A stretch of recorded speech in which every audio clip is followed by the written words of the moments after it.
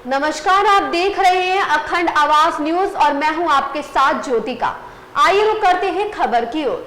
50 साल पहले गिरवी रखी जमीन वापसी की रजिस्ट्री का पैसा साहूकार के बेटे हरिओम भदौरिया ने ही उठाया। सबसे बड़ी खबर आ रही है मेहगांव तहसील ग्राम धनौली जनक सिंह भदौरिया के यहाँ सरवन सिंह कुशवाहा ने अपनी जमीन 1300 में गिरवी रखी थी, जिसकी आज जमीन की कीमत लगभग 20 लाख रुपए से अधिक है। जब इस बात की जानकारी हरिओम भदौरिया आपको लगी तो उन्होंने निर्णय लिया कि सरवन सिंह कुशवाहा को जमीन हम वापस कर देंगे, लेकिन उनके पास रजिस्ट्री के लिए पैसा नहीं था। हरिओम भदौरिया ने उस गरीब के लिए अपने घर से रजिस्ट्री का पैसा जमा कराया। इस बात की जानकारी सरवन सिंह को नहीं लगने दी। जमीन हरिओम भदौरिया जी ने सरवन सिंह को वापस दे दी। आज सरवन सिंह का परिवार खेती जोत कर पूरा परिवार खुशी खुशी रह रहा है। हरिओम भदौरिया जी को पूरे परिवार ने आभार व्यक्त किया है। भिंड जिला ब्यूरो अरुण शुक्ला की रिपोर्ट। जैसा कि आपका हमारे चैनल में स्वागत है। हम चाहेंगे कि हमारे चैनल के माध्यम से आप समस्त देशवासियों को अपना पहले परिचय दें।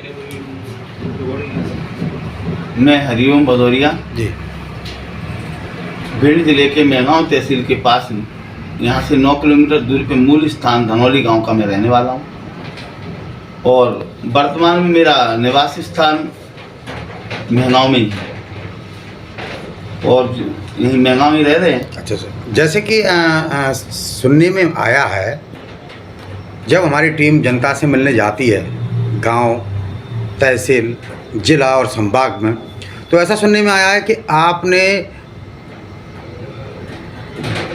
वह कार्य किए हैं जो कि एक राजनैतिक व्यक्ति या एक राजा प्रजा के साथ में नहीं कर पाता है।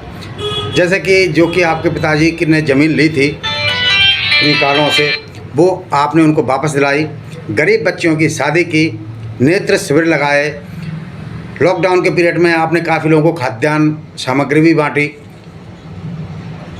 ऐसी क्या आपको प्रेरणा मिली कि लोगों की मदद की?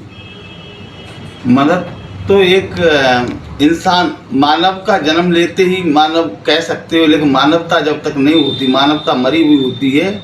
2 हाथ पैरों से होने से कोई मानव नहीं होता। मानवीय कर्तव्य करने पड़ते हैं, इंसानियत जगानी पड़ती है और नर सेवा यानी नारायण सेवा, जीव की सेवा ही, जो जीव कष्टमय है उसको जितनी हो सकती है मदद करना चाहिए।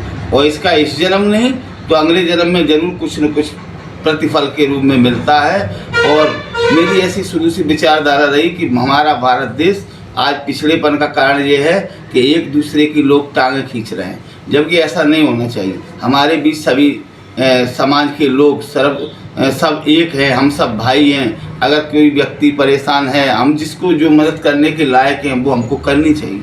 जैसे कि हमें आपके गांव में ही गए थे, धनौली गांव में हमारी टीम जाती है, तो वहाँ देखने को मिलता है कि एक ज़मीन थी जो कि आपके दादाजी ने या पिताजी ने ले ली थी उनसे।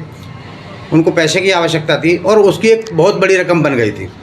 और आए कुछ समय पूर्व आपने उनकी ज़मीन के वापस के कागज़ और उनकी रजिस्ट्री के लिए ही आपने पैसा दिया। ऐसा क्यों किया? ऐसा इसलिए किया मैंने कि वो ज़मीन पिताजी के नाम से थी जी, गिरवी थी। तो पिताजी ने एक बार, मुझे याद है सन 99 या 2000 के लगभग की बात, तो पिताजी ने कहा कि अपन चलते हैं, उससे बात करते हैं ज़मीन के लिए। और भी किसी का जो कुछ भी था उनके पास, तो उन्हें सब वैसे ही लोगों को फ्री वापस किया। मतलब जो होता है पैसा आप दे जाओ, कोई ब्याज वाली बात नहीं। तो इस पार्टी से जब गए तो उनकी हालत दयनीय देखी। उनके 3 लड़के थे और जबकि वो ज़्यादा मतलब अच्छी स्थिति में नहीं थे, कच्चा घर था, बहुत गरीब थे। तो उन्होंने देखा कि उन लड़कों की शादी ब्याह में भी समस्या आ रही थी। एक ही बात आती थी कि ठाकुर के यहाँ ज़मीन गिरवी रखी है। तो पिताजी ने एक बात कही उनसे कि आप ज़मीन उठा लो। तो मैंने कहा मैं इतना ब्याज पैसा कहाँ से दे पाऊँ? पिताजी ने कहा नहीं, आप तो सिर्फ रजिस्ट्री करा लो और मुझे कुछ नहीं चाहिए।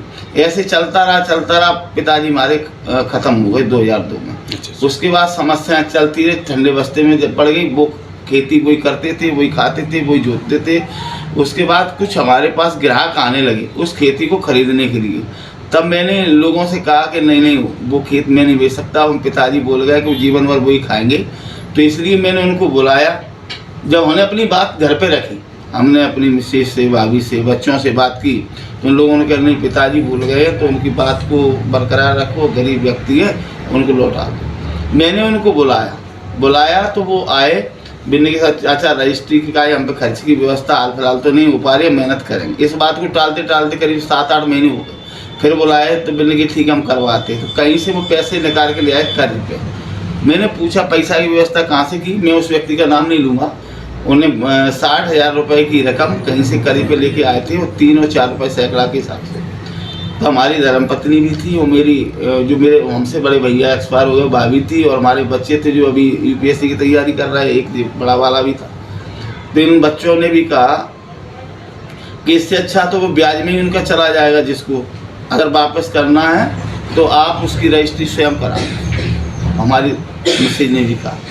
तो हमने जब विचार लगाया तो अब 60,000 रुपये, चूँकि हमारे लिए हम मध्यवर्गीय परिवार से होते हुए कोई इतने ज़्यादा पैसे वाले भी नहीं हैं, तो हम बच्चे की फीस के लिए पैसे रखे हुए। तो सोचा कि फीस तो अपन 2-4 महीने बाद भी कर लेंगे। हमारी मिसेज ने भी कहा भागवत भंडारे इनमें पैसा जो लगाया जाता है अच्छी बात है, लेकिन ये एक परिवार बच रहा है, नहीं तो आप कलंक में रहोगे। ठाकुर की गिरवी थी, इनके बच्चों की शादी नहीं हुई, और इनकी जब नाट होगी तो हमेशा नाम चलता रहेगा, तुम आप लोगों की वजह से परिवार बर्बाद हो। तो मैं गया, मैंने वकील से बात की, 60,000 रुपये की मैं बात हुई उनकी।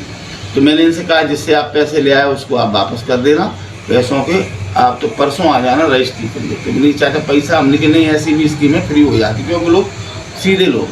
तो वो लोग आए, उनके परिवार के लोग आए, मैंने रजिस्ट्री कर दी, पैसे एक पैसा रजिस्ट्री का उनसे नहीं लिया, सब कुछ कर दी। उसके बाद ना मैंने कुछ कहा ना उन्होंने कहा, आते जाते रहे। अब किन्हीं कारणों से जिन लोगों के यहाँ विवाद होते थे तो लोग एक चरित्र उदाहरण बन गया कि हरिओम भदौरिया ने फ्री में उनको रजिस्ट्री कर दी गरीबी को देखते हुए, तो लोग हमारे यहाँ आने जाने लगे। जो एक समय ऐसा आ गया कहीं और विवादित जैसी स्थिति बनी, तो एक लड़का था उसका राम खिलाड़ी नाम करके था, तो वो आया कि हम गाँव में लोग ऐसे चर्चा करते, इसी तरह से एक वीडियो बना लेंगे आप। 2020 की बात है। उसने जब वीडियो बना के फेसबुक पे अपलोड किया तो काफ़ी उदाहरण ऐसे हुए, हमारे उदाहरण को देखते हुए उन लोगों ने भी अपने सॉर्ट आउट केस की गई प्रेरणा के स्रोत बनाने के लिए जी। तो प्रेरणा स्रोत होने के नाते जी न्यूज, ईटीवी भारत और मैं नहीं बता सकता काफ़ी चैनलों ने, दैनिक भास्कर, इन मीडिया के माध्यम से हमको काफ़ी हाईलाइट किया। मैं उनका धन्यवाद करना चाहता हूँ सभी मीडिया कर्मियों को, कि मैं वैसे हाईलाइट होना भी नहीं चाहता था, लेकिन हमारे अच्छे पत्रकार उसके जी न्यूज की हैं प्रदीप चौधरी साहब, तो मैंने कहा भाई साहब मुझे नहीं वीडियो बना, मैंने कि नहीं, आपके इस कार्य को देख के एक भी व्यक्ति। इस खबर में बस इतना ही। बने रहिए अखंड आवाज न्यूज के साथ।